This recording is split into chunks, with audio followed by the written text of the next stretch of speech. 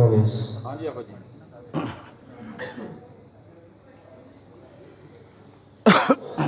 انیس أعوذ بالله من الشيطان الرجيم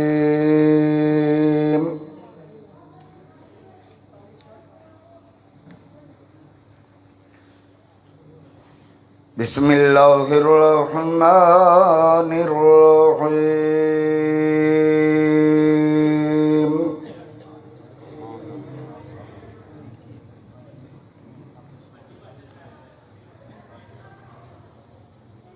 رب المشرقين ورب المغربين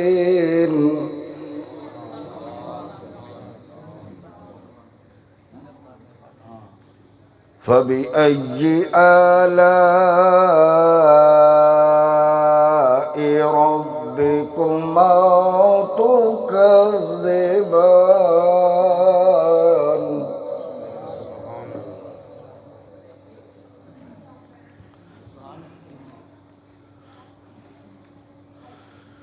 رب المشرقين ورب المغربين فبأي آلاء ربكما تكذبان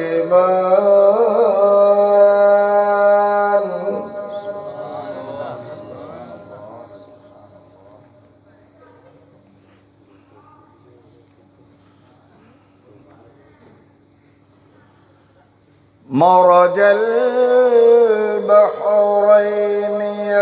يلتقيان بينهما برزخ لا يبغيان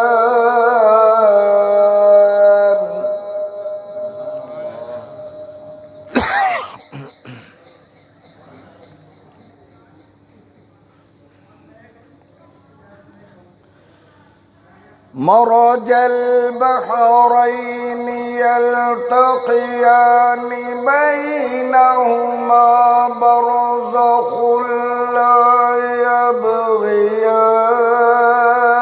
يبغيان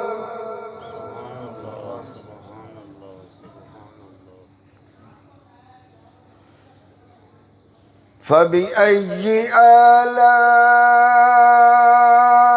ربكما تكذبان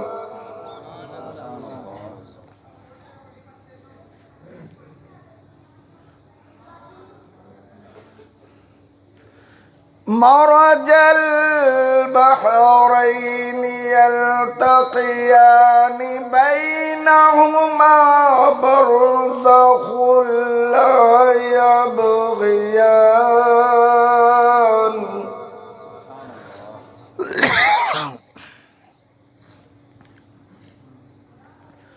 فبأي آلاء ربكما تكذبان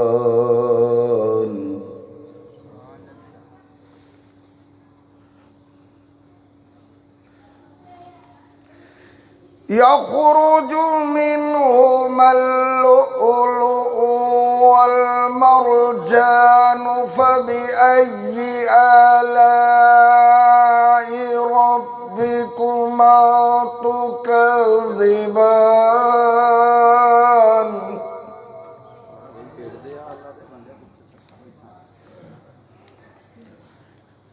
وله الجوار المنشآت في البحر كالأعلام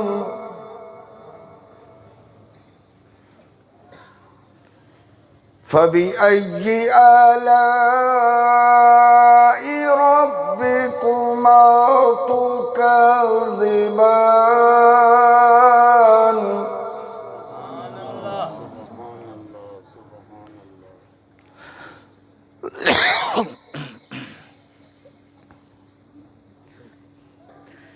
كل من عليها فان ويبقى وجه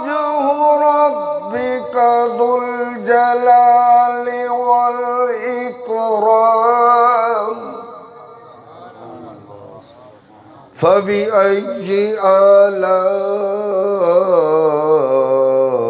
ربكما تكذبان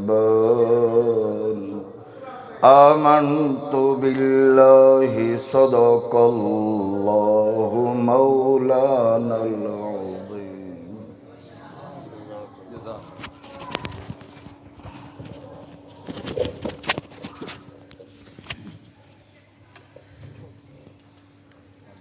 نعرہ تکبیر، نعرہ رسالت، نعرہ رسالت، نعرہ رسالت، یا رسول اللہ، نعرہ رسالت، یا رسول اللہ، نعرہ رسالت، یا رسول اللہ، نعرہ حیدری، یا علی، نعرہ حیدری.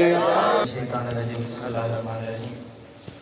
وما ارسلناک الا رحمۃ للعالمین. صدق اللہ العظیم و صدق رسولہ النبی الکریم الامین. احباب عزیز وقار، بیسیکلی مینوں نعت واسطے حکم ہویا بھائی رحیل صاحب دا مدثر بھائی، اللہ پاک انہاں نوں سلامت رکھے، وسیم بھائی سارے دی انہاں دی خوبصورت کاوش نو مالک اللہ اپنی بلند بارگاہ وچ قبول و منظور فرمائے. چند منٹ دی حاضری ہے انشاءاللہ. تسی سارے حضور دی بزم دے وچ خوش تے فریش ہو کے بیٹھنا ہے. جڑا سرکار دی بزم وچ بالکل خوش بیٹھا ہے دو ہاتھاں بلند کر کے کہے ذرا سبحان اللہ. انج نہیں جڑا سرکار دا نوکر بیٹھا ہے سینے دا زور لا کے کہے سبحان اللہ. ماشاءاللہ ایدی تھوڑی جی آواز کھول دیو. بہت اچھا آپریٹ کر رہے ہیں. اللہ پاک سلامت رکھے. درود اس عقیدت تے محبت نال پڑھنا ہے کہ اسی پڑھ دیں تے میرے آقا خود سماعت فرماندے نے. جیدہ عقیدہ ہے مل کے پڑھے. صلی اللہ علیہ یا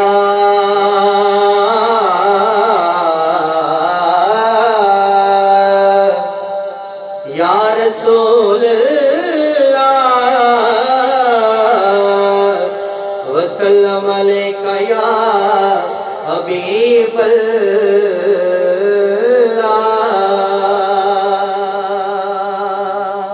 اگر کوئی شعر سونا لگے تو سبحان اللہ کہنی ہے.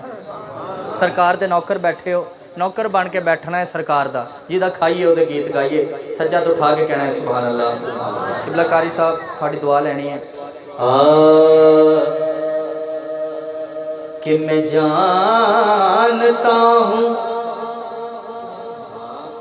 کہ نیکوں میں میرا نام نہیں. میں جانتا ہوں کہ نیکوں میں میرا نام نہیں، پر نبی کے در کا میں نوکر ہوں کوئی عام نہیں. نبی کے در کا میں نوکر ہوں کوئی عام نہیں. اور قبلہ قاری صاحب وجد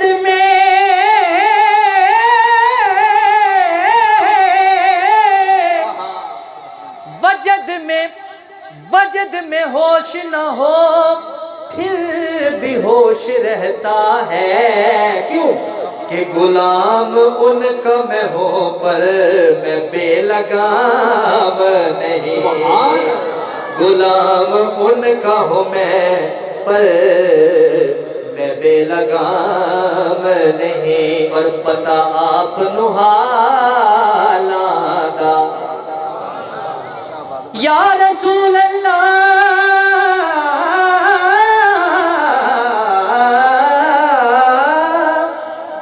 پتہ آپ نو حالاں دا تے اساں مندیاں نو گل لانا ہوندا کم لجپالا دا.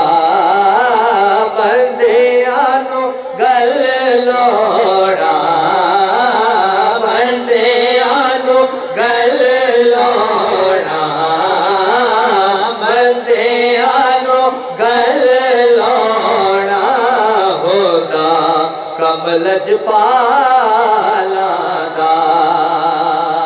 اور مینوں ڈر نہیں زوالاں دا. قبلہ قاری صاحب الحمدللہ اسی کدی کسے تو ڈرے نہیں. کیوں؟ سرکار دے نوکر ہاں. کہ مینوں ڈر نہیں زوالاں دا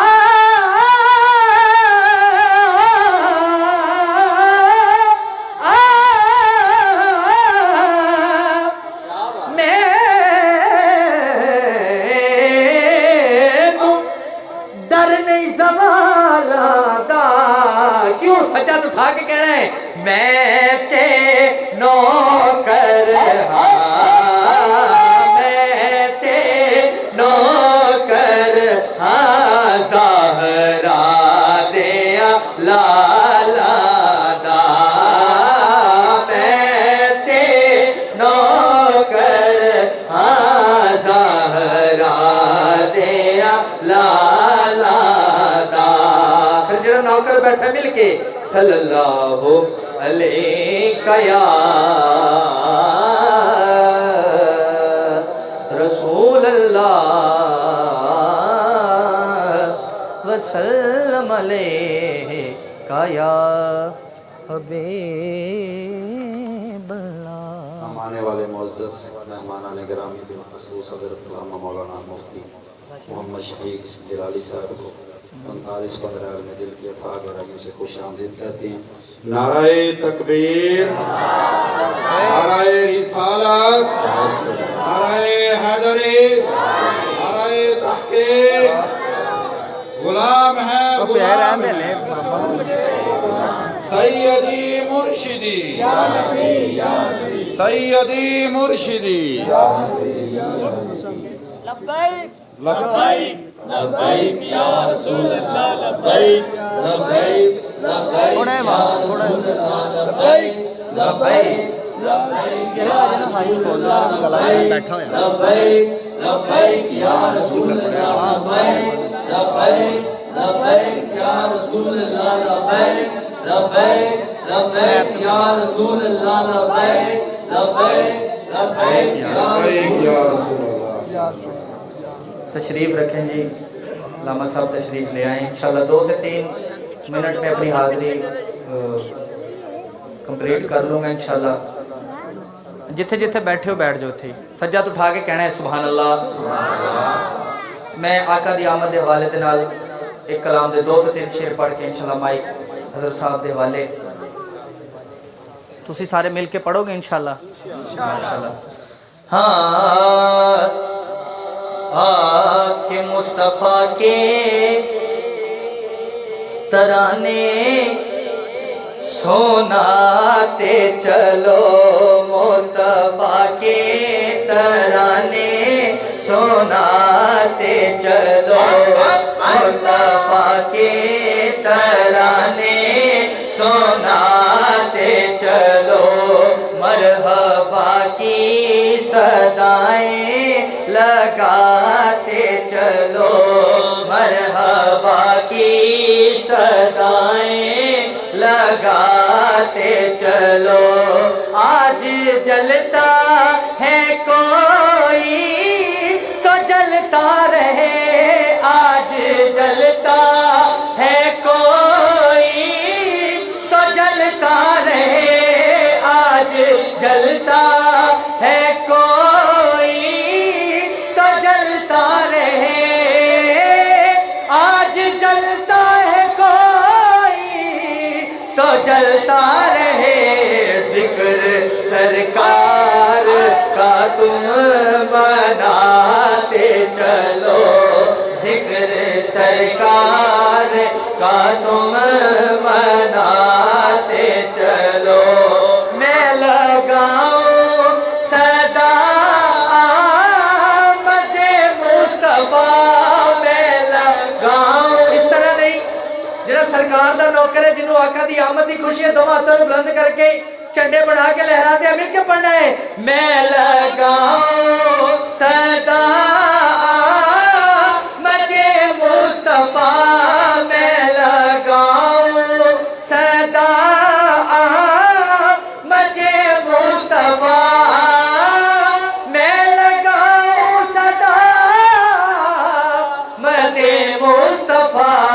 مرحبا مرحبا تم سناتے چلو مرحبا مرحبا تم سناتے چلو.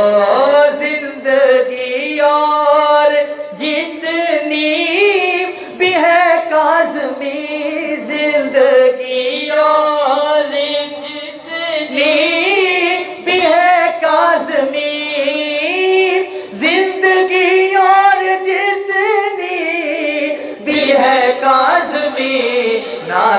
سرکار سنتے سناتے چلو ناتے سرکار سنتے سناتے چلو آج جلتا ہے کوئی تو جلتا رہے آج جلتا ہے کوئی تو جلتا رہے آج جلتا ہے کوئی تو جلتا رہے آج جلتا ہے کوئی تو جلتا رہے ذکر سرکار کا تم بناتے چلو ذکر سرکار کا تم بناتے چلو ذکر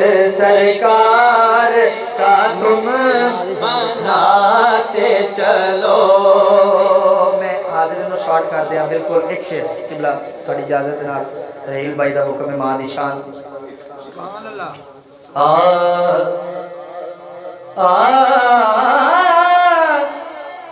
دو جگ اندر جے تو سکھ چونا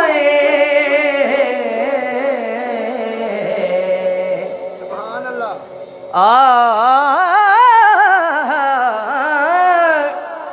دو جگ اندر جے تو سکھ چونا دسا کی تینوں کر کی لیا کر ہو جس حال دے وچ ماں ہووے راضی اس حال دے وچ تو جی لیا کرتے مندہ بول نہ مانگے بول بیٹھی ماں سامنے لبانو سی لیا کر جے تینو سکون دی لوڑ ہووے پیر ماں دے دھو کے پی لیا کر زندگی چ دوستانہ کر بے خیالیاں لبدیاں نہیں او ماں مر جان والیاں زندگی چ دوستانہ کر بے خیالیاں لبدیاں نہیں او مر جان والیاں تے گرمی دی دھوپ سی تے مہینہ سی وساخ دا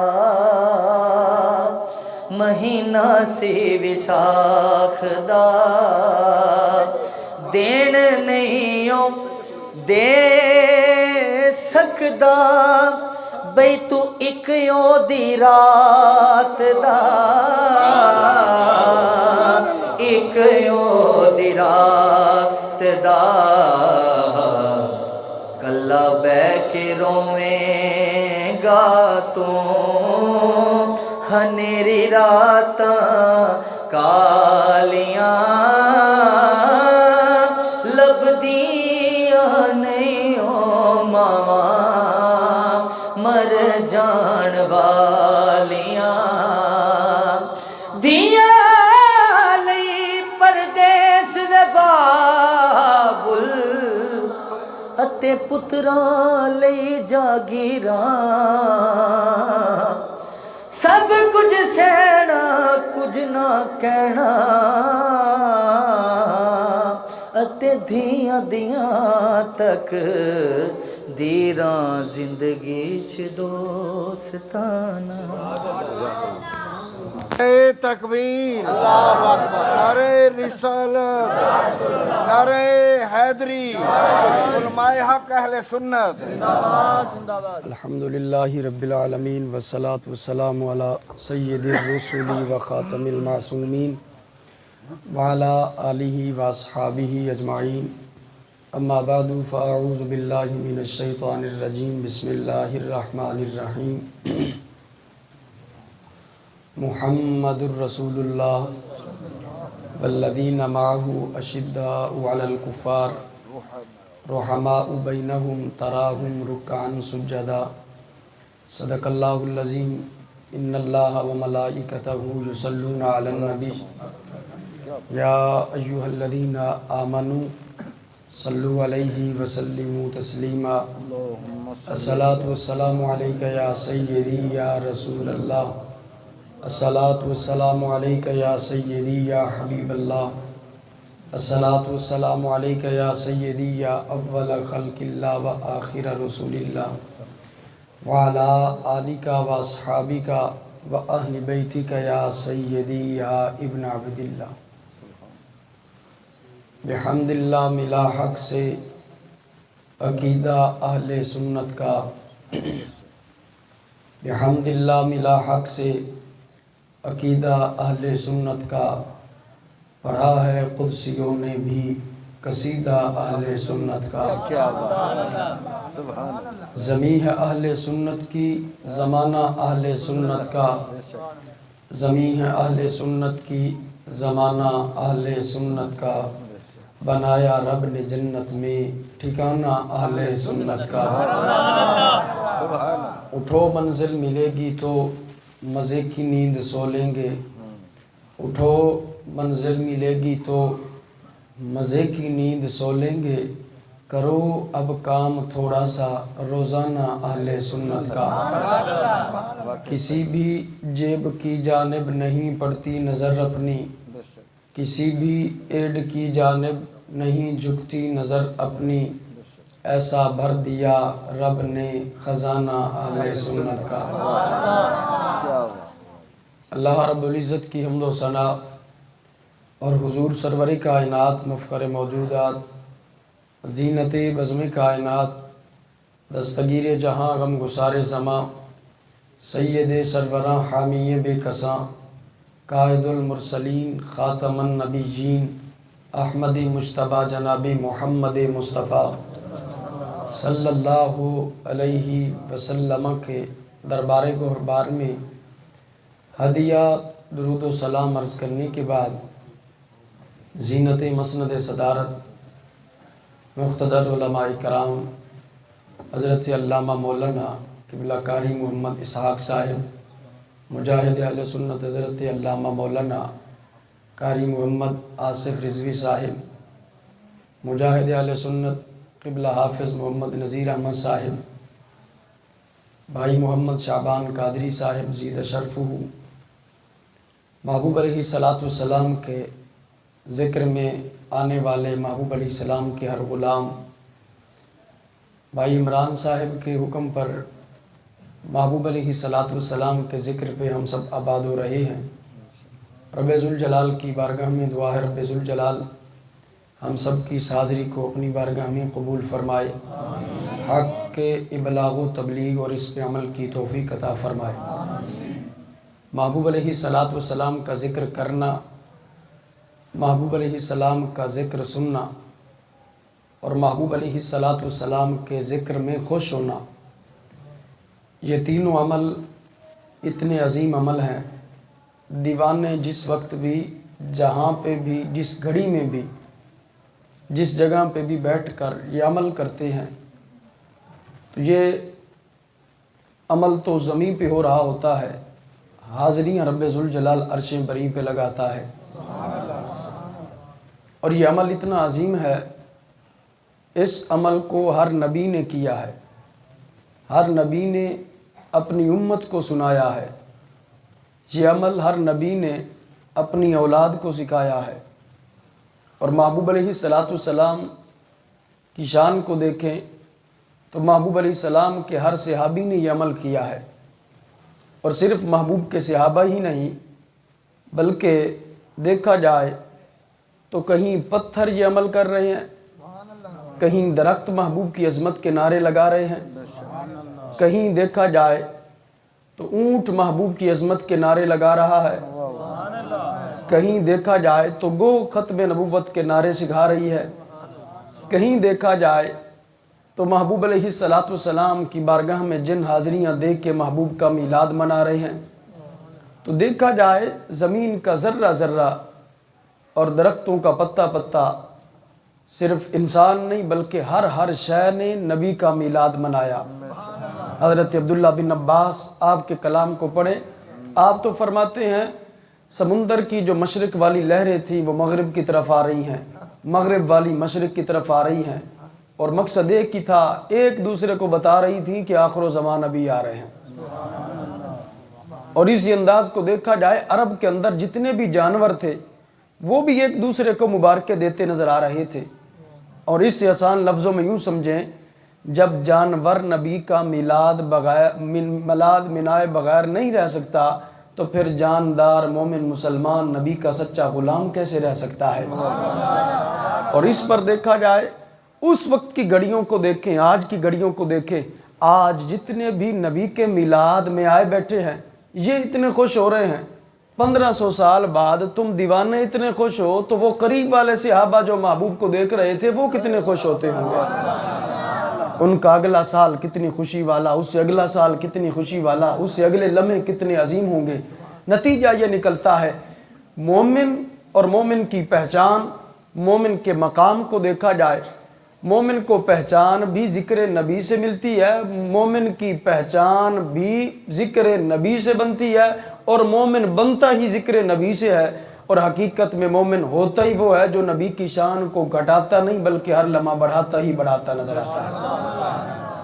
اور اس پر دیکھا جائے محبوب علیہ السلام، آج ہم نے دیکھا خطیب آئے وہ بیان کر رہے ہیں محبوب کے بارے میں، آپ کو بتا رہے ہیں، نعت خواں ہیں اپنے انداز سے بتا رہے ہیں، پیر صاحبان ہیں اپنے انداز سے بتا رہے ہیں، امام صاحبان ہیں اپنے انداز سے بتا رہے ہیں، لیکن اس وقت جب کوئی خطیب بھی نہیں تھا، کوئی امام بھی نہیں تھا، کوئی نقیب بھی نہیں تھا، کوئی نعت خواں بھی نہیں تھا، وہ ابتدائی احوال تھے، تو اس وقت کون تھا جو نبی کی تعریفیں کر رہا تھا یا نبی کے بارے میں بتا رہا تھا؟ تو محدثین کہتے ہیں اس وقت رب ذوالجلال نے، اس وقت جب انسانوں کی تعداد کم تھی تو رب نے جانوروں کے بھی ڈیوٹی لگا دی ہے کہ تم نے میرے نبی کا میلاد منانا بھی ہے، سکھانا بھی ہے، بتانا بھی ہے۔ نعرہ تکبیر، نعرہ رسالت، نعرہ حیدری، نعرہ تحقیق، علماء حق اہل سنت۔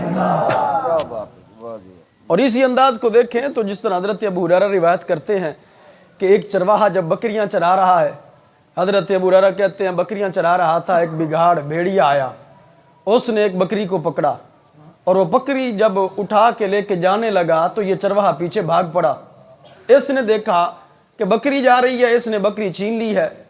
اب حضرت ابو ہریرہ کہتے ہیں چرواہے نے دیکھا کہ وہ بگھاڑ بھیڑیا ایک ٹیلے پہ بیٹھ گیا، اور کہتا ہے قال قد عمدت الی رزق رزقنیہ اللہ، میں نے رزق کا ارادہ کیا، میرے رب نے رزق دیا، میں نے بکری پکڑی، تو نے میرا رزق چھین لیا۔ اب جب بگھاڑ، 4 ٹانگوں والا بگھاڑ، بھیڑیا، بکریوں کا دشمن، جس کے لیے انسان ڈنڈا لے کے پھر رہا ہے، اس نے جب انسانوں جیسی بولی بولی، اور وہ بولی بھی عربی بولی، فصیح انداز میں جب کلام کیا، یہ چرواہا حیران ہو گیا، آج تک میں نے تو نہیں دیکھا ہے کہ کسی بھیڑیے نے عربی بولی ہو، انسانوں جیسی بولی بولی ہو، اور اتنا فصیح انداز میں کلام کیا ہو۔ اب چرواہا جب تعجب کر رہا ہے تو بھیڑیے کو پتہ چل گیا یہ میرے اس کلام پہ تعجب کر رہا ہے، تو بھیڑیا کہنے لگا قالا قد عمدت الی رزق رزقنیہ اللہ، اس کلام پہ تو تعجب کرتا ہے لیکن میرا کلام بھی سن لے۔ قال اعجب من هذا رجل في النخلات بين الحرتين يخبركم بما مضى وبما هو كائن بعدكم، تو مجھ پہ تعجب کر رہا ہے، میں تو اس نبی پہ تعجب کر رہا ہوں جو 2 کھجوروں کے درمیان ہیں، اور مختلف اقوال کو پڑھیں، 2 ٹیلوں کے درمیان میں ہے، 2 پہاڑوں کے درمیان میں ہے، اور بین الحرتین یخبرکم بما مضی وبما هو کائن بعدکم، کہ وہ چرواہا سن رہا تھا کہ بگاڑ کہہ رہا ہے میں تمہیں اس نبی کے بارے میں نہ بتاؤں کہ جو گزر چکا ہے اس کی بھی خبر دے دیتے ہیں، جو ہونے والا ہے اس کی بھی خبر دے دیتے ہیں، مجھے تو تعجب ان پہ ہے، کھجوروں کے درمیان بیٹھے ہیں تو یہ شان رکھتے ہیں، یہ کمال رکھتے ہیں۔ اب چرواہا اس سے بھی زیادہ تعجب والا بن گیا کہ پہلے تو میں اس کے کلام پہ تعجب کر رہا تھا، لیکن یہ تو اگلا کلام کر رہا ہے وہ بڑا عظیم ہے، یہ کہہ رہا ہے کہ میرے کلام پہ تعجب نہ کر، تعجب تو اس نبی پہ کر، جو گزرا ہو اس کا بھی بتا دیتے ہیں، جو ہونے والا ہو اس کا بھی بتا دیتے ہیں۔ چرواہے نے جب اتنا کلام سنا اس پر امام جلال الدین سیوطی بول پڑے۔ آپ فرماتے ہیں اس وقت بھیڑیا کہہ رہا تھا جا اس نبی کا کلمہ پڑھ کے آ جس نبی کے بارے میں نے تمہیں بتایا ہے، اس نبی کا کلمہ پڑھ کے آ۔ اب یہ چرواہا اس کے مختلف کلام دیکھے جائیں، مختلف اقوال دیکھے جائیں، مختلف احوال دیکھے جائیں اور ساروں کا خلاصہ یوں بیان کیا جائے، یہ چرواہا کہہ رہا تھا بکریاں لے کے جاؤں گا، محفوظ مقام پہ رکھوں گا، پھر میں واپس آؤں گا، پھر آ کر میں نبی کی بارگاہ میں جاؤں گا، پھر جا کر کلمہ پڑھوں گا۔ لیکن یہ بھیڑیا کہہ رہا تھا وہاں جانے کی ضرورت ہی نہیں ہے، تیری بکریوں کی حفاظت میرے ذمہ ہے، تیری بکریوں کو میں چراؤں گا۔ اب اس پر صوفیاء بھی بول پڑے، توجہ سے سننا، صوفیاء بول پڑے۔ صوفیاء کہتے ہیں کیا وجہ ہے؟ بھیڑیے کو پتہ نہیں تھا کہ مجھ سے بڑا بھی جانور ہے، مجھ سے بڑا بھی درندہ ہے، بھیڑیے کو پتہ نہیں تھا کہ میں تو چلو چھوڑ دوں گا، لقمہ نہیں بناؤں گا، اور بھی تو ڈھیر سارے جنگل میں بھیڑیے ہیں۔ بھیڑیے کو پتہ نہیں تھا کہ اگر شیر آئے گا تو میں کیسے ان کو بچاؤں گا۔ لیکن بھیڑیے نے یہ کیوں کہا کہ تیری بکریوں کی حفاظت میرے ذمہ ہے؟ تو صوفیاء کہتے ہیں اگرچہ وہ بھیڑیا تھا پر اسے اتنی حیا تھی۔ حیا کیا تھی؟ حیا کیا تھی کہ بھیڑیا کہہ رہا ہے تو جا اس نبی کے پاس۔ تو صوفیاء کہتے ہیں دیکھو جو جا رہے تھے ابھی صحابی نہیں بنے تھے، ابھی صحابی نہیں بنے ہیں، ابھی ارادہ کر رہے ہیں۔ تو بھیڑیا کہہ رہا ہے تیری بکریوں کی حفاظت میرے ذمہ ہے، اور اگلا نتیجہ آپ خود نکالیں، جو صحابی بنے نا، ابھی ارادہ کریں، ابھی کلمہ ہی نہ پڑھا ہو، ابھی اس در کی طرف جانے کی نیت کریں، تو جنگل کے جانور صرف ان کا ہی نہیں ان کی بکریوں کا حیا کرتے ہیں، ان کی بکریوں کا حیا کرتے ہیں۔ آج انسان صحابہ پہ تبرہ کرے، ادھر جنگل کے جانور ہیں، پھر وہ محدثین صوفیاء سوال کرتے ہیں، سوال یہ ہے یہ بتائیں اس موذی نے یہ کیوں کہا تیری بکریوں کی حفاظت میرے ذمہ ہے؟ اسے پتہ نہیں ہے کہ شیر آ جائے گا؟ تو اس پر صوفیاء محدثین کہتے ہیں اصل بات یہ ہے کہ بھیڑیے کو بھی پتہ تھا شیر آ سکتا ہے، اس سے بھی بڑا موذی آ سکتا ہے، لیکن اس کا عقیدہ یہ تھا جب شیر آئے گا نا اسے صرف اتنا ہی بتایا جائے گا یہ کسی اور کی نہیں، غلام رسول کی ہیں، یہ نبی کے صحابی کی ہیں، یہ نبی کے غلام کی ہے، نبی کے قدموں میں جانے والوں کی ہے۔ حضرت سفینہ جب جنگل میں پہنچے اکیلے ہو جائیں اور آگے سامنے شیر آئے منہ پھاڑنے لگے، حضرت سفینہ اتنا کہہ دیں یا ابا الحارث انا مولا رسول اللہ، تو جنگل کا بادشاہ ہے میں نبی کا غلام ہوں، تو جنگل کا بادشاہ ہے میں نبی کا غلام ہوں۔ اتنا کہنے سے شیر بھی حیا کرے تو بگاڑ بھی سمجھ رہا تھا یہ جنگل کے جانور ضرور ہیں، درندے ضرور ہیں، موذی ضرور ہیں، لیکن ان کو اتنی حیا ضرور ہے، بات صحابہ کی آئے، بات نبی کی نسبت کی آئے، بات صحابہ کے مال کی آئے، یہ جانور تو وہ ہیں جو صحابہ کے مال کا بھی حیا کرتے نظر آتے ہیں۔ ہر صحابی نبی جنتی جنتی، ہر صحابی نبی جنتی جنتی، ابو بکر بھی جنتی جنتی، عمر بھی جنتی جنتی، علی بھی جنتی جنتی، معاویہ بھی جنتی جنتی، ہر صحابی نبی جنتی جنتی۔ اب قبلہ قاری صاحب نے نعرہ لگایا، اور اس پہ بھی دیکھیں عقیدہ سنی کا جانے، اور سنی کا عقیدہ کیا ہے؟ سنی صدیق اکبر کو پہلا نمبر پہ مانتا ہے، اور حضرت علی کہتے ہیں یہ پہلا نمبر کسی اور نے نہیں نبی نے دیا ہے، نبی سے پہلے رب نے دیا ہے۔ حضرت علی کہتے ہیں میں نبی کی بارگاہ میں تھا، میرے نبی نے فرمایا اے علی جانتے ہو قیامت کے دن سب سے پہلے کون پیش ہوں گے کہ جن کے جانے کی وجہ سے رب کا غصہ ٹھنڈا ہو جائے گا، رب کا جلال جمال میں تبدیل ہوگا۔ حضرت علی المرتضیٰ رضی اللہ تعالیٰ عنہ کہتے ہیں میں نبی کی بارگاہ میں عرض کی یا رسول اللہ آپ جانتے ہیں یا آپ کا خدا جانتا ہے؟ محبوب فرماتے ہیں رب بڑے جلال میں ہوگا، بڑے غصے میں ہوگا، تو میں صدیق کو پیش کروں گا، رب کا جلال جمال میں تبدیل ہو جائے گا۔ رب فرمائے گا یا ابا بکر کف علی باب الجنہ ادخل من شئتا وضع من شئتا، اے ابو بکر جنت کے دروازے پہ ٹھہر جاؤ، جس کو چاہو داخل کرتے جاؤ، جس کو چاہو جھڑکی دے کے باہر پھینکتے جاؤ۔ اور اس پر صوفیاء کا کلام پڑھیں۔ صوفیاء کہتے ہیں آج بھنگی چرسی ٹولہ کہتا ہے صدیق نے اتنا نقصان کیا، صدیق نے یہ کھایا، عمر نے یہ نقصان کیا، تو صحابہ اور محدثین اور صوفیاء کا کلام پڑھیں۔ صوفیاء کہتے ہیں ایسے نہیں ہو سکتا ہے۔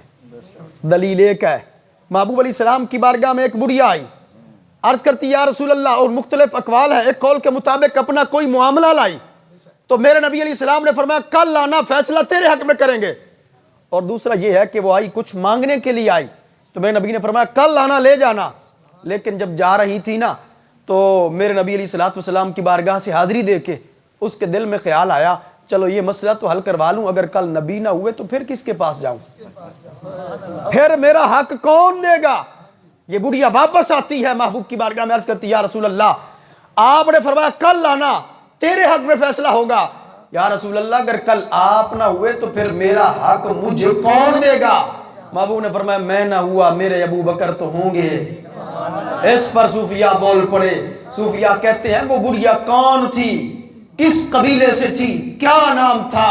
کیا صدیق اکبر کو بھی پتا تھا کہ بڑھیا نبی کی بارگاہ میں آئی ہے؟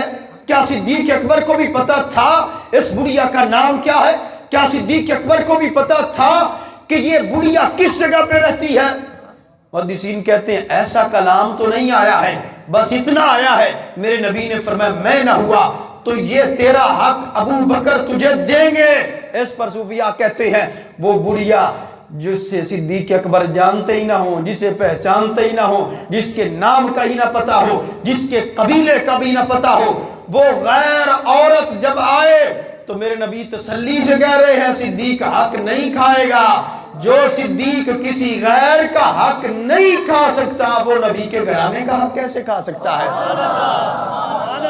گلی گلی نگر نگر ابو بکر ابو بکر، گلی گلی نگر نگر ابو بکر ابو بکر۔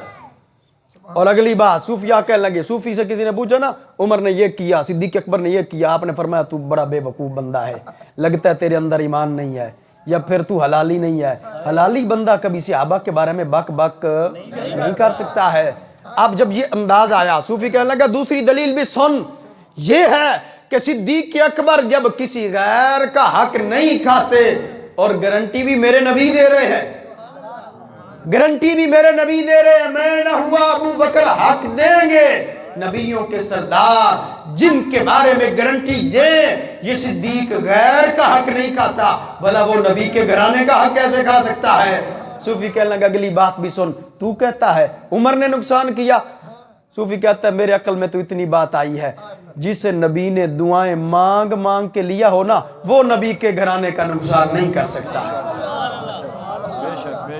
جسے نبی نے ابو بکر گلی گلی نگر نگر ابو بکر ابو بکر، گلی گلی نگر نگر ابو بکر ابو بکر۔ اب اس پر دیکھا جائے صوفی کہنے لگا میرے ذہن میں صرف اتنی ہی بات آئی ہے اور میں دلیلوں کی طرف نہیں جاؤں گا، میرے عقل نے تو اتنا ہی مان لیا ہے، نبی نے جسے دعائیں مانگ مانگ کے لیا نا وہ نبی کے گھرانے کا نقصان نہیں کر سکتا ہے۔ اور یہی تو فاروق اعظم ہے جن کو امام حضرت علی مان رہے ہیں، یہی تو فاروق اعظم ہے۔ اگر دیکھا جائے ایک قول کے مطابق جب روم فتح کرنا تھا اور ایک قول کے مختلف اقوال بھی ہیں، حضرت سیدنا فاروق اعظم کا دور خلافت ہے، اس پر جب روم فتح کرنا تھا حضرت سیدنا فاروق اعظم نے سارے جلیل القدر اصحاب کو بلایا اور ان میں حضرت علی المرتضیٰ بھی تھے۔ حضرت فاروق اعظم رضی اللہ تعالیٰ کہنے لگے ہم نے روم، ایک قول کے مطابق فارس، مختلف اقوال بھی ملتے ہیں، یہ مشاورت ہوئی روم کو فتح کرنا ہے، بتائیں فتح تو ہم کریں گے۔ حضرت فاروق اعظم ساروں سے مشاورت کر رہے تھے، یہ بتائیں میرا وہاں جنگ میں جانا ضروری ہے یا یہاں رہنا ضروری ہے؟ اب اس پر جتنے بھی صحابہ ہیں نا سارے کہنے لگے اے امیر المومنین آپ کی یہ شان ہے، ان الشیطان یفر من ظل عمر، آپ کے سائے سے شیطان بھاگتا ہے، سائے سے شیطان بھاگتا ہے، تو شیطان کی اولاد تو ویسے ہی بھاگ جائے گی، آپ کا نام آئے گا، آپ کا چہرہ آئے گا، آپ کی جلوہ گری ہوگی تو شیطان کی اولاد تو ویسے ہی بھاگ جائے گی، آپ کا جانا ضروری ہے، آپ جائیں گے، آدھا ہماری تلواروں کا کمال ہوگا، آدھا آپ کے جلوے کا کمال ہوگا، جلدی سے فتح کر کے آ جائیں گے۔ سب نے ایک ہی جواب دیا، حضرت علی المرتضیٰ چپ۔ حضرت عمر بول پڑا، فرمانے لگے علی تم بھی مشورہ دو نا۔ حضرت علی المرتضیٰ یہ فرمانے لگے اے امیر المومنین میرا مشورہ یہ ہے، باقی سارے کہہ رہے ہیں آپ کا جانا ضروری ہے، میرا مشورہ یہ ہے کہ آپ کا جانا ضروری نہیں، پیچھے رہنا ضروری ہے۔ اب حضرت علی المرتضیٰ رضی اللہ تعالیٰ نے جب یہ کلام کیا اس وقت حضرت فاروق اعظم رضی اللہ تعالیٰ نے بول پڑے، آپ فرمانے لگے علی سارے کہہ رہے ہیں جانا ضروری ہے، اور جانا ضروری ہے جو کہہ رہے ہیں وہ زیادہ ہے، اور آپ فرما رہے ہیں کہ یہاں رہنا ضروری ہے۔ اس وقت حضرت علی المرتضیٰ نے ایک دلیل دیا، فرمانے لگے میرے پاس دلیل ہے اور بڑی مضبوط ہے۔ حضرت علی المرتضیٰ نے دلیل کیا دی؟ آپ فرمانے لگے اے امیر المومنین اگر آپ چلے گئے، اگر آپ وہاں شہید ہو گئے تو پھر پیچھے آپ جیسا ہمیں بندہ کوئی نہیں ملے گا، اس لیے آپ کا یہاں رہنا ضروری ہے۔ اب حضرت علی المرتضیٰ نے جب اتنا کلام کیا نا تو حضرت فاروق اعظم بھی بول پڑے، آپ فرمانے لگے علی تم بتاؤ کیا تم بھی جاؤ گے؟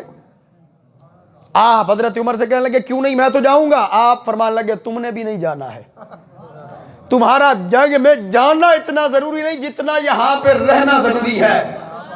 حضرت علی المرتضیٰ نے جب حضرت عمر سے کہا نا وجہ کیا ہے، آپ نے فرمایا اے علی اگر تم چلے گئے تم شہید ہو گئے تو پھر اتنے اچھے اچھے پیچھے ہمیں مشورے کون دے گا؟ تو اس پر محدثین کہتے حضرت سیدنا فاروق اعظم نے اپنے دور خلافت میں سب سے زیادہ اور بڑے بڑے معاملات میں جن سے مشاورت کی ہے وہ حضرت سیدنا علی المرتضیٰ کی ذات ہے۔ یہ وہ انداز ہے، صحابہ آل سے جدا نہیں، آل اصحاب سے جدا نہیں، یہ دونوں میرے نبی سے جدا نہیں، اور جو ان میں سے کسی ایک کو جدا کرے خدا کی قسم ہے وہ دین سے بھی جدا ہے، وہ قرآن سے بھی جدا ہے، وہ نبی سے بھی جدا ہے۔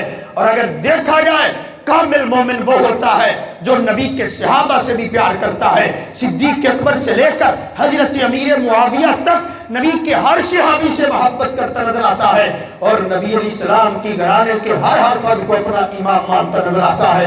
ایسے مومن مسلمان کے نظریات کو دیکھا جائے، اعلی حضرت کہتے ہیں جب بندہ ایسا نظریہ رکھ لیتا ہے پھر اس کو انعام یہ ملتا ہے کاتب اللہ لہو بکل خطوۃ یکتوها 10 حسنات ورفع له 10 درجات۔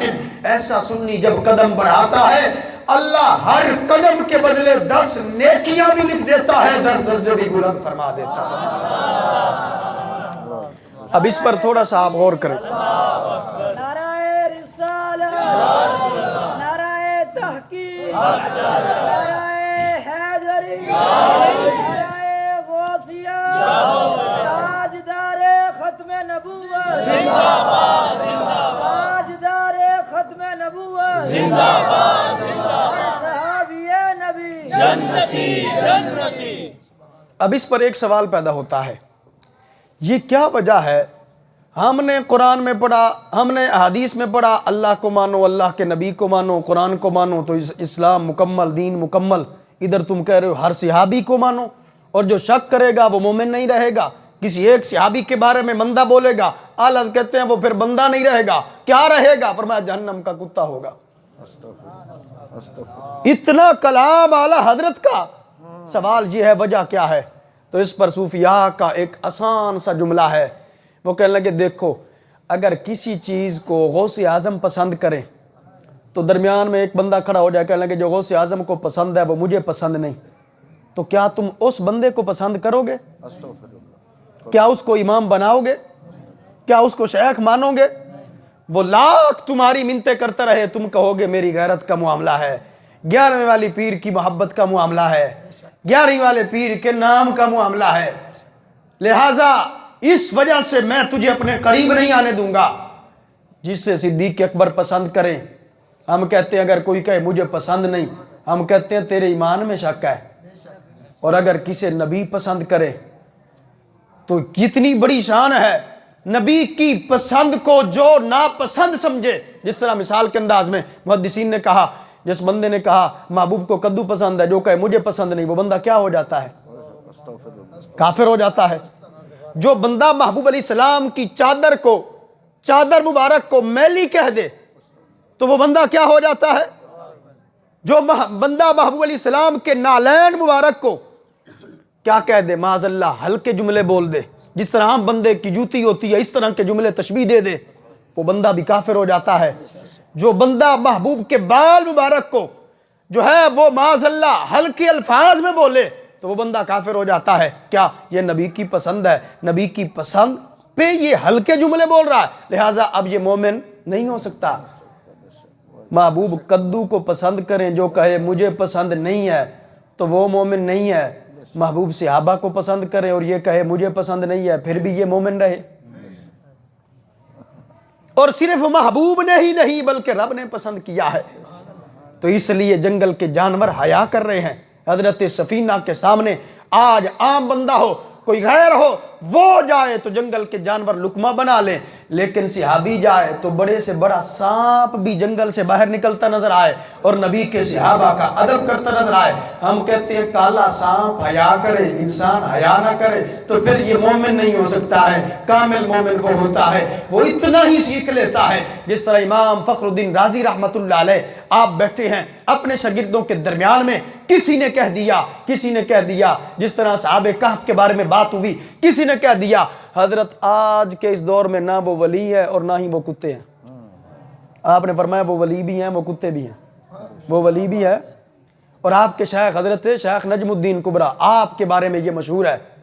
اب جب آپ بیٹھے ہیں امام فخر الدین رازی رحمت اللہ علیہ یہ بیان فرما رہے ہیں اپنے شیخ کے بارے میں، وہ کتے بھی ہیں اور وہ ولی بھی ہیں. سامنے سے ایک کتا آ رہا تھا تو آپ نے اس پہ ایک نظر ڈالی، ایک نظر پڑنے کی دیر تھی، وہ کتا اپنے محلے کو چھوڑ کے جنگل میں چلا گیا. اور جنگل میں وہ کتا پہنچا، آپ نے فرمایا جاؤ اس کا پیچھا کرو، یہ کرتا کیا ہے؟ اس پہ ایک نظر میری پڑی ہے، جاؤ چیک کرو یہ کرتا کیا ہے. کہنے لگے دیکھا گیا وہ کتا جنگل میں گیا تو سر جھکا کے بیٹھا ہے. اچھا صرف وہی نہیں، باقی جتنے بھی کتے تھے نا وہ جب اس کو دیکھتے تھے تو وہ بھی اس کے سامنے سر جھکا لیتے تھے. تو اس پر صوفیاء کہتے ہیں لوگوں دیکھو تو صحیح، جس کتے پہ ایک صوفی کی نظر پڑے اس کتے کا باقی کتے بھی حیا کرتے ہیں. صحابہ تو وہ ہیں جن کو نبی نے سینے سے بھی لگایا ہوگا. صحابہ تو وہ ہیں جو نبی کے ہاتھوں کو بھی چومنے والے ہوں گے. صحابہ تو وہ ہیں جو نبی کے قدموں میں بھی بیٹھنے والے ہوں گے. صحابہ تو وہ ہیں جو نبی کے لعاب دہن کا بھی استقبال کرنے والے ہوں گے. صحابہ تو وہ ہیں جو نبی علیہ السلام کے نام کی خاطر بھی مر مٹنے والے ہوں گے. صحابہ تو وہ ہیں جو نبی کی محبت کی خاطر باپ کو بھی تھپڑ مارتے ہیں. صحابہ تو وہ ہیں جو نبی کی محبت کی خاطر ماں کے بارے میں بھی اعلان کرتے ہیں یا امہ لو کانت لکی الف نفس فخرجت نفسا نفسا ما ترکت دینی ھذا لشیء. اے امی جان تیرے جسم میں 1000 جانیں ہو، 1000 بار تجھے مرتا تو دیکھ سکتا ہوں، ایک بار بھی نبی کا دامن چھوٹتا نہیں دیکھ سکتا. تھوڑا سا اور آپ آسان اس سے کر دیں، عام بندہ ہو نا اللہ کو راضی کرے، عبادت کرے، ساری زندگی عبادت کرتا رہے نا مومن بندہ، تو جب ایمان والا رب کو راضی کرتا ہے اللہ ہر دن میں 360 مرتبہ نظر رحمت فرماتا ہے. اللہ عام بندہ، آپ کے محلے کے امام صاحب ہے، انہوں نے اذان دی ہے، جماعت کرائی ہے، قرآن پڑھا ہے، ایمان والے ہیں، اللہ ان پہ ہر دن میں 360 مرتبہ نظر فرماتا ہے. آج ہمارے محلے کے امام پہ اتنی رب کی نظر ہے، صحابہ ہوں، محبوب کی بھی نظر ہو، رب کی بھی نظر ہو. اور ادھر دیکھیں شیخ نجم الدین کبریٰ ایک نظر کتے پہ ڈالیں، باقی کتے حیا کر رہے ہیں. صحابہ کو تو دیکھیں کتنی نظریں رب کی رحمت والی پڑی ہوں گی، کتنی نظریں میرے نبی کی پڑی ہوں گی. اور اس لیے ہم کہتے ہیں عقیدہ کھرا ہے تو صرف سنی کا ہے، کیونکہ سنی جن کو بھی مانتا ہے نبی کی وجہ سے مانتا ہے. اور اس پر مجدد پاک کے کلام کو پڑھیں. آپ فرماتے اگر کوئی بندہ کہے نا میں صدیق اکبر کو اس لیے مانتا ہوں کہ صدیق اکبر ابو قحافہ کے بیٹے ہیں، میں اس لیے نہیں مانتا کہ یہ نبی کے غلام ہیں، تو مجدد پاک کہتے ہیں یہ بندہ پکا کافر ہے. کیونکہ وہ صدیق کو نبی کی وجہ سے نہیں مان رہا بلکہ وہ ابو قحافہ کی وجہ سے مان رہا ہے. اگر نبی کی وجہ سے مانتا تو پھر نبی کا غلام مانتا، نبی کے صحابی مانتا، تو پھر یہ اعلان کرتا. کیونکہ صحابہ کو ماننے کے لیے شرط یہ ہے نبی کی وجہ سے مانا جائے. اسی طرح آل کو اگر کوئی بندہ مانتا ہے لیکن طریقہ کوئی اور اپناتا ہے تو پھر اس کی محبت کو قبول نہیں کیا جائے گا. ہاں آل کو بھی مانتے ہیں تو نبی کی وجہ سے مانتے ہیں، یہ محبت قبول ہوگی. ایسا مومن جب اس اصول کو ذہن میں رکھتا ہے پھر وہ صحابہ کا بھی حیا کرتا ہے، وہ نبی کی آل کا بھی حیا کرتا ہے. اور اسی آسان جملہ آپ کے سامنے پیش کرتا ہوں، وہ یہ ہے حضرت انس بن مالک ہیں نبی کے صحابی، اور یہ سبق پڑھ رہے ہیں، اب سبق پڑھا رہے ہیں، اور حضرت انس بن مالک نے سبق پڑھا ہے نبی سے، یعنی حضرت انس بن مالک نبی کے شاگرد، پھر آگے نبی کے شاگرد بنے حضرت امام ابو العالیہ. حضرت امام ابو العالیہ ایک دن سبق پڑھ رہے تھے تو کیا کیا، حضرت انس بن مالک نے ایک سیب اٹھایا، سیب اٹھا کے حضرت انس بن مالک نے نا امام ابو العالیہ کو دیا. اب استاد شاگرد کو سیب دے تو کھانے کے لیے ہوتا ہے، لیکن امام ابو العالیہ نے کھایا نہیں. کبھی اس جگہ سے چوما جہاں پہ ہتھیلی لگی، کبھی اس جگہ سے چوما جہاں پہ انگلیاں لگیں. حضرت انس بن مالک کہنے لگے میں نے سیب کھانے کے لیے دیا ہے اور تو اسے چوم رہا ہے. آج تک کسی نے سیب کو چوما نہیں ہے. اور مختلف اقوال ہیں، ایک قول کے مطابق چوم رہے تھے، ایک قول کے مطابق سونگ رہے تھے، ایک قول کے مطابق چہرے پہ مل رہے تھے. بھلا کون ہے کسی کو آپ نے دیکھا ہے کہ سیب کو چہرے پہ مل رہا ہو، لگایا ہو جسم پہ؟ یہ تینوں قول ملتے ہیں. حضرت انس بن مالک کہتے ہیں میں نے پوچھا یہ کیوں کیا؟ آپ فرمان لگے جواب ایک کیا تفاحۃ مستھا ید مست یدا رسول اللہ صلی اللہ علیہ وسلم. آسان لفظوں میں یہ ہے تجھ سے در سے سگ سے ہے نسبت مجھ کو. میں سیب کو اس لیے چوم رہا ہوں کہ سیب آپ کے ہاتھوں سے لگا ہے، آپ کے ہاتھ وہ ہیں جو نبی کے ہاتھوں سے لگے ہیں. اگرچہ میں نبی کے ہاتھ نہیں چوم سکا، میں نبی کے ہاتھ سے مسافر نہیں کر سکا، لیکن جب میں نے سیب کو چوما ہے آپ کی وہ برکت جو نبی کے ہاتھوں کی آپ کے ہاتھوں میں آئی ہے، میں نے اس برکت کو پایا ہے. اس پر صوفیاء کہتے ہیں لوگوں دیکھو تو صحیح، جو صحابہ، جو تابعین، بعد میں آنے والے ائمہ محدثین نسبت رسول کا اتنا خیال رکھتے ہیں، وہ صحابہ خون رسول کا کتنا خیال رکھنے والے ہیں. ہر صحاب یہ نبی جنتی جنتی، ہر صحاب یہ نبی جنتی جنتی، تاجدار ختم نبوت زندہ باد، تاجدار ختم نبوت زندہ باد زندہ باد. اب وہ بات چلتی چلتی کہاں چلی گئی، لیکن عقیدے کی بات یہ بات ذہن میں رکھ لیں. اگر آج کے اس دور کے اندر کوئی بندہ صحابہ کے بارے میں غلط نظریہ رکھتا ہے، حضرت صدیق اکبر کے بارے میں غلط نظریہ رکھتا ہے، یا حضرت سیدنا فاروق اعظم کے بارے میں غلط نظریہ رکھتا ہے، یا حضرت امیر معاویہ کے معاملے میں چپ سرکار بنا ہوا ہے، تو اس پر اعلیٰ حضرت کا کلام پڑھیں. آپ فرماتے ہیں پھر چیک کرو کہ اس کے اندر ایمان بھی ہے یا نہیں ہے، تم نے امام بنایا ہوا ہے. آپ سے پوچھا گیا کیا اس کے پیچھے نماز پڑھ سکتے ہیں یا نہیں پڑھ سکتے؟ آپ فرمان لگے جب نماز نئی گاڑی لو تو نئی گاڑی کی چابی تم ایرے غیرے کو نہیں دیتے جب تک پکا یقین نہ ہو جائے کہ یہ ٹھیک چلانے والا ہے. نئی گاڑی لے کے آئے تو ہم پہلے چیک کرتے ہیں بتا تو پہلے گاڑی چلا بھی لیتا ہے یا نہیں ہے. جو پہلے جو ہے طریقہ ہی ہماری گاڑی پہ سیکھ رہا ہو تو ہم تو پہلے ڈرتے نظر آتے ہیں کہیں ایسا نہ ہو کہ ابھی لے کے آئے ہیں کسی دیوار میں ٹھوک دے تو کام میرا بن جائے گا. نئی گاڑی کی چابی ہم عام کے ہاتھ میں اور شکی کے ہاتھ میں اور بے یقینے کے ہاتھ میں نہیں دیتے. یہ تو گاڑی کی چابی ہے، نماز تو جنت کی چابی ہے. تو اس لیے اعلیٰ حضرت کے کلام کو پڑھیں. اعلیٰ فرماتے ہیں کامل مومن وہ ہوتا ہے جتنا وہ صحابہ سے پیار کرے اتنا اس سے زیادہ آل سے کرے، جتنا آل سے کرے اس سے زیادہ صحابہ سے کرے، جتنا صحابہ و آل سے کرے اس سے زیادہ نبی کی ذات سے کرے. ایسا نظریہ یہ کامل مومن کا نظریہ ہے، اور اس پر اعلیٰ حضرت نے کلام کیا۔ آپ فرمان لگے، اسی پر دیکھیں آپ فرماتے ہیں جب بندہ ایسا عقیدہ اپنا لے نا، مختصر سی چھوٹی سی عبادت بھی کرے نا تو وہ بھی رب کے دربار میں بہت بڑی بن جاتی ہے، اور اگر ایسا عقیدہ نہیں، ساری زندگی نماز بھی پڑھتے رہے نا، اللہ نے قبول ہی نہیں کرنی ہے۔ اب اس پر اعلیٰ حضرت نے ایک مثال بیان کی۔ آپ فرمانے لگے قیامت کا دن ہوگا، ان اللہ یستخلص رجلا من امتی علی رؤوس الخلائق یوم القیامہ، فرمایا قیامت کا دن ہوگا، ایک بندہ رب کی بارگاہ میں آئے گا، اور جب رب کی بارگاہ میں آئے گا نا، اس کے گناہوں کو کھولا جائے گا نا، فَيَنْشُرُ عَلَيْهِ 99 سجلا، محبوب فرماتے ہیں 99 دفتر اس کے گناہوں کے بھر جائیں گے۔ کتنے گناہ ہیں؟ 99 دفتر۔ اور دفتر سے مراد آپ سمجھے چھوٹا سا دستہ ہوگا جو ہمارے ہاں دکانوں پہ مل جاتا ہے۔ محبوب فرماتے ہیں کلو سجل مثل مد البصر، ایک ایک جو دفتر رجسٹر ہوگا نا وہ اتنا موٹا ہوگا جس طرح بندے کی نگاہ کی انتہا ہوتی ہے۔ آپ نے کبھی اسلام آباد کا سفر کیا ہوگا، 50 کلومیٹر دور ہی ہمیں پہاڑ نظر آنا شروع ہو جاتے ہیں، تو کیا ہے وہ قریب ہوتے ہیں؟ نہیں، یہ ہماری نگاہ کی انتہا ہوتی ہے۔ تو نتیجہ کیا نکلا؟ اتنی ہماری نگاہ کی انتہا ہے۔ تو محبوب فرماتے ہیں 99 دفتر ہوں گے، ایک ایک موٹا نگاہ کی انتہا جیسا ہوگا۔ اب جب اتنے گناہ اس کے سامنے ہوں گے، رب اس بندے سے فرمائے گا اتنکر من ھذا شیئا، اے بندے اتنے جو تیرے گناہ ہیں، کیا کسی ایک گناہ کا بھی تو انکار کرتا ہے؟ یہ عرض کرے گا لا یا رب، اے اللہ میں کسی گناہ کا بھی انکار نہیں کرتا۔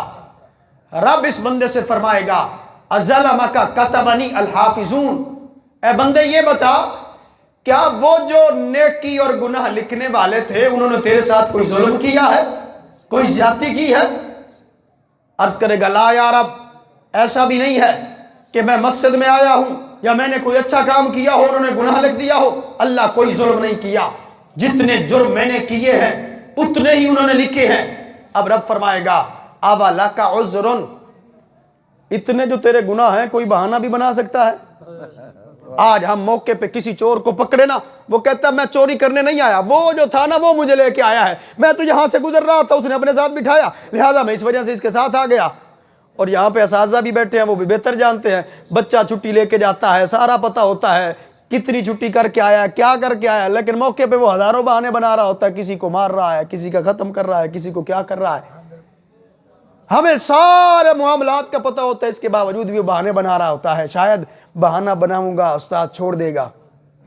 اب رب اس بندے سے فرماتا ہے، رب فرمائے گا اولک عذر، اے بندے اتنے جو تیرے گناہ ہیں کیا بہانہ بھی بنا سکتا ہے؟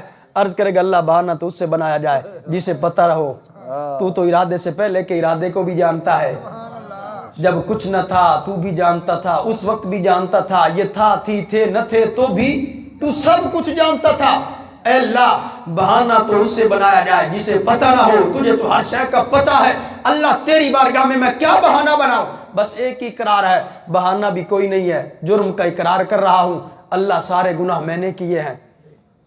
رب فرمائے گا اچھا چلو یہ سارا کچھ تو نے کیا، چلو تجھے ٹائم دیا جاتا ہے، ایک نیکی یاد کر لے، کوئی زندگی میں ایک نیکی کی ہو۔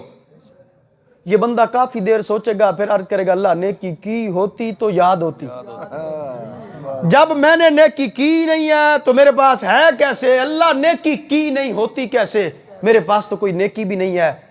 اتنا بندہ رب کی بارگاہ میں کلام کرے گا۔ صوفیاء کہتے ہیں رب کی محبت تو دیکھو، یہی بندہ ہے سب سے بڑا گناہ گار ہے، ایک نیکی بھی یاد نہیں ہے، لیکن کیا ہے رب پھر بھی بڑے پیار سے کلام کر رہا ہے، بڑے موقع دے رہا ہے۔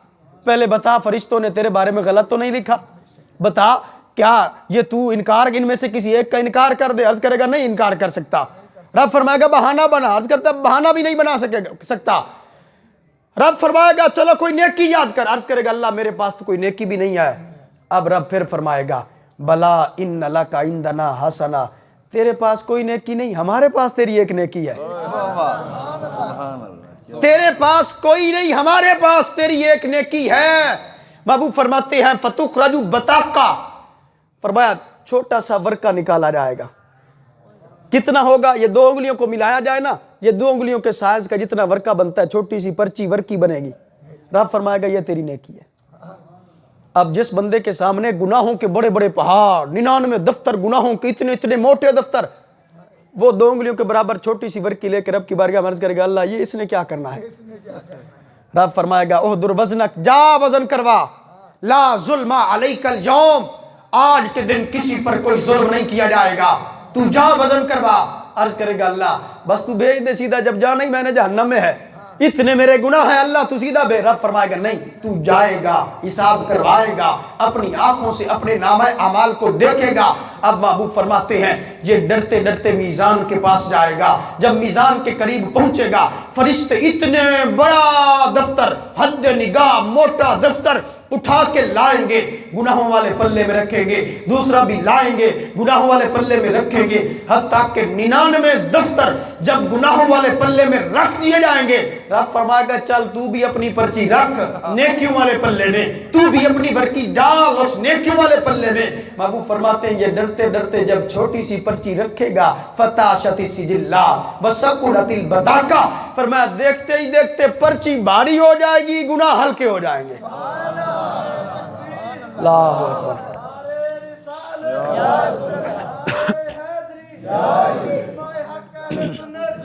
کتنی دیر کرنا ہے؟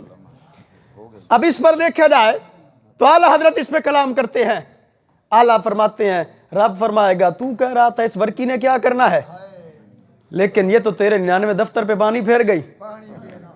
رب فرمائے گا فرشتوں اس کو جہنم میں نہیں سیدھا جنت میں لے کے جاؤ۔ اب آپ بھی سوچ رہے ہوں گے اس پرچی پہ لکھا کیا ہوگا؟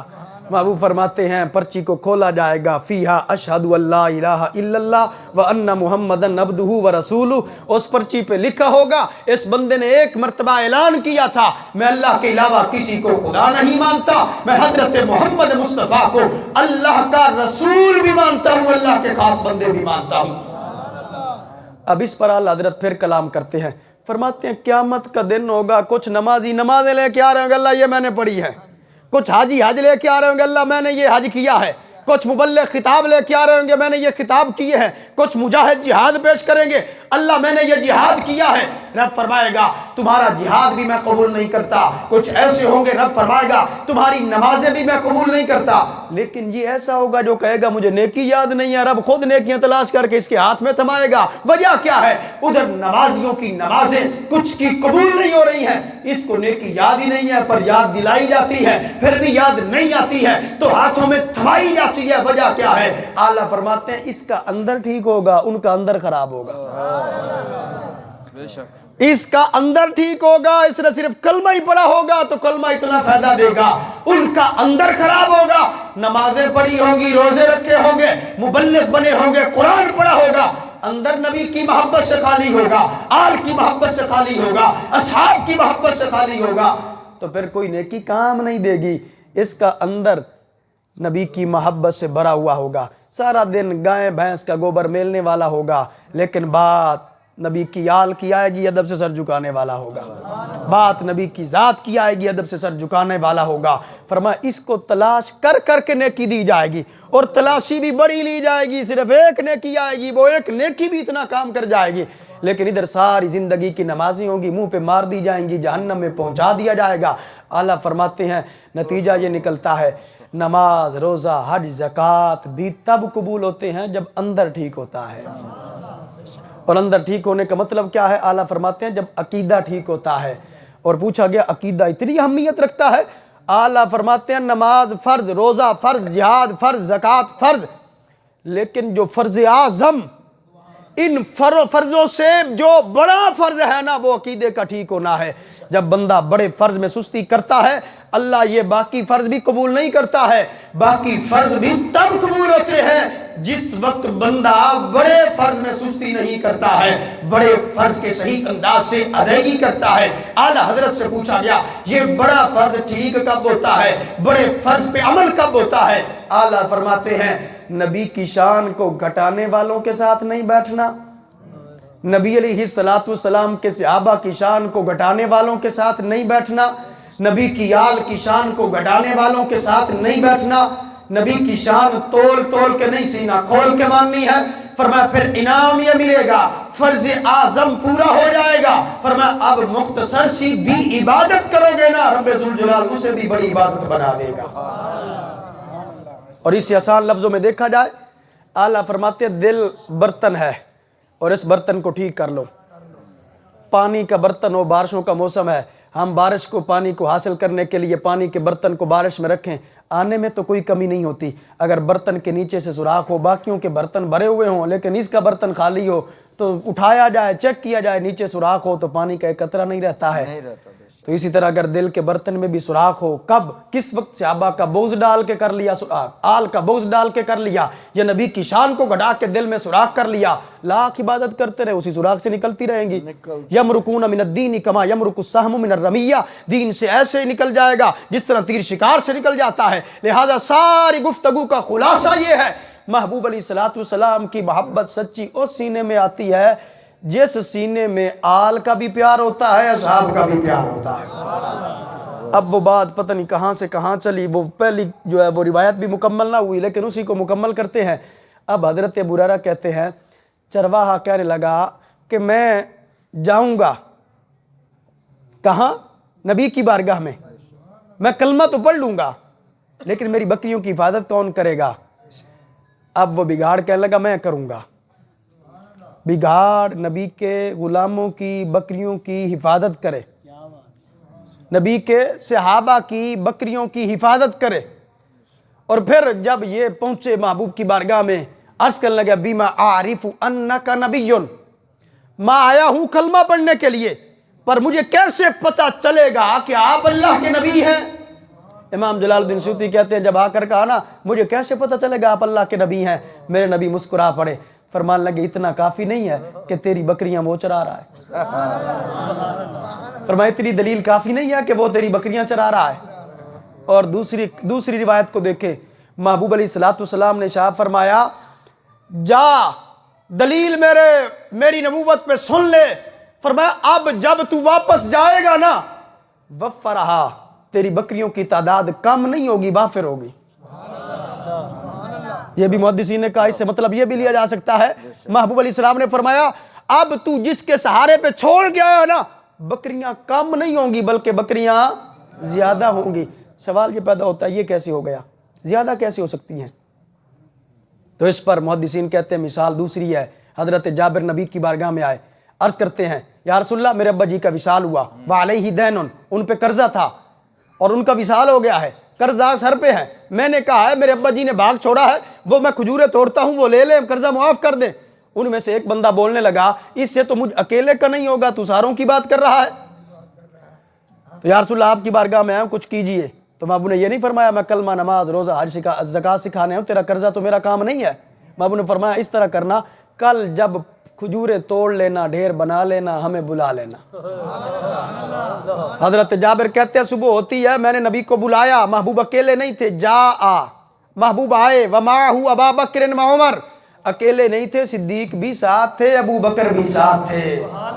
اس پر صوفیاء کہتے ہیں دیکھو محبوب علیہ السلام بار بار فرمایا کرتے تھے کنت ابا بکر و عمر، فعلت ابا بکر و عمر، دخلت ابا بکر و عمر، فانطلقت ابا بکر و عمر، جلست ابا بکر و عمر. محبوب اکثر محبوب کے زبان سے سلا، محبوب فرماتے تھے میں بھی وہاں تھا، ابو بکر بھی تھے، عمر بھی تھے، میں چلا ابو بکر بھی تھے، عمر بھی تھے، میں بولا ابو بکر بھی تھے، عمر بھی تھے، میں نے یہ کام کیا ابو بکر بھی تھے، عمر بھی تھے.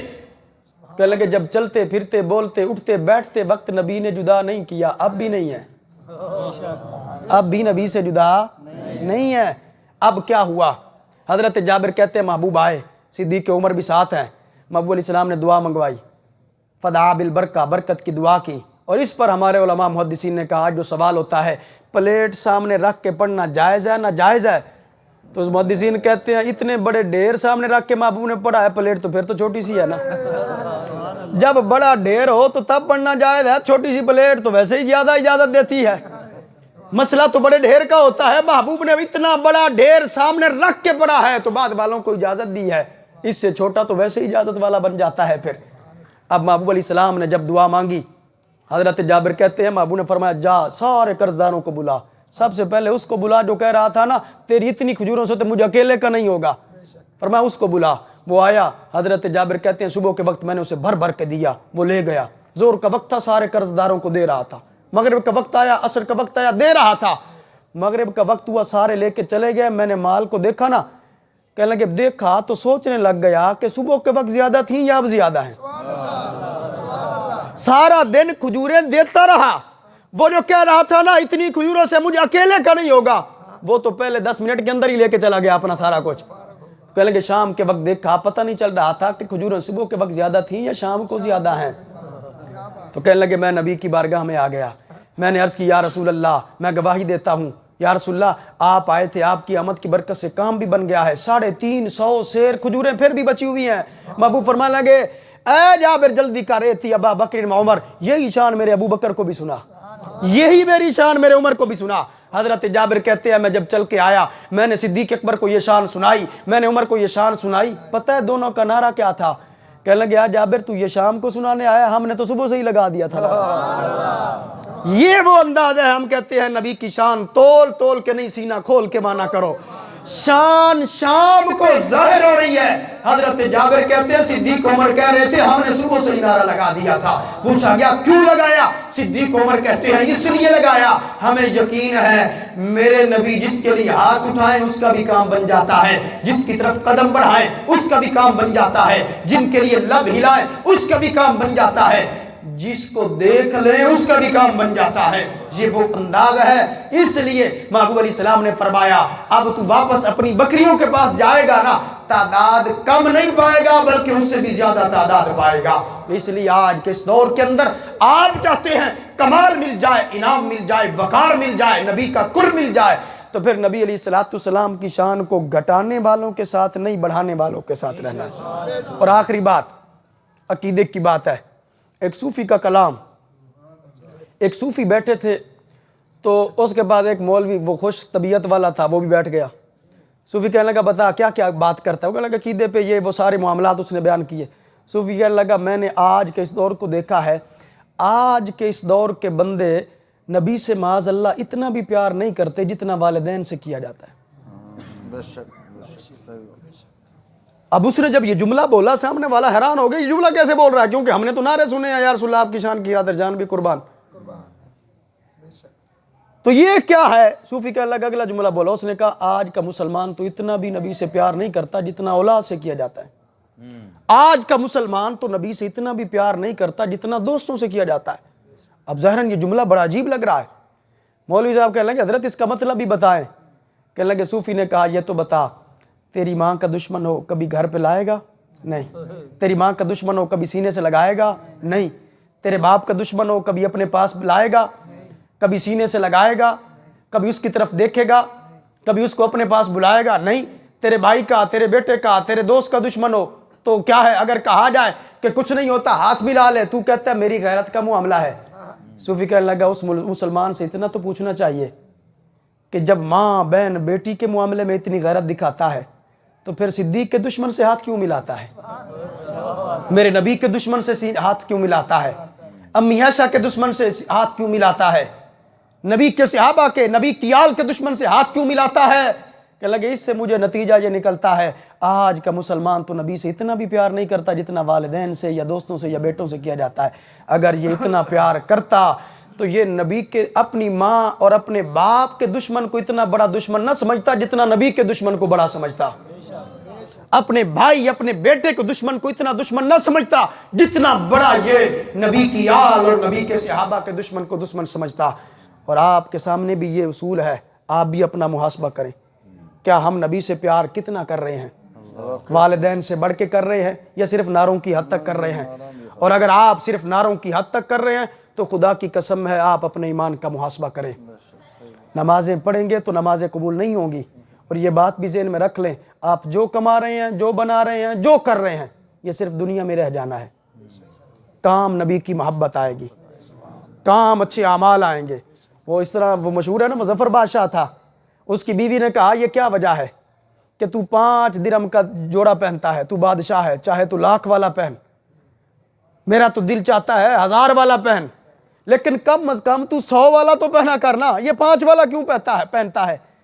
تو ظفر بادشاہ کہنے لگا مجھے نبی سے اتنا پیارا، میرا دل تو یہ چاہتا ہے کاش کہ وہ 2 روپے والا جوڑا ہو میں وہ پہن لوں، باقی جتنے بچے ہیں وہ بھی میں نبی کے میلاد پہ خرچہ کر دوں۔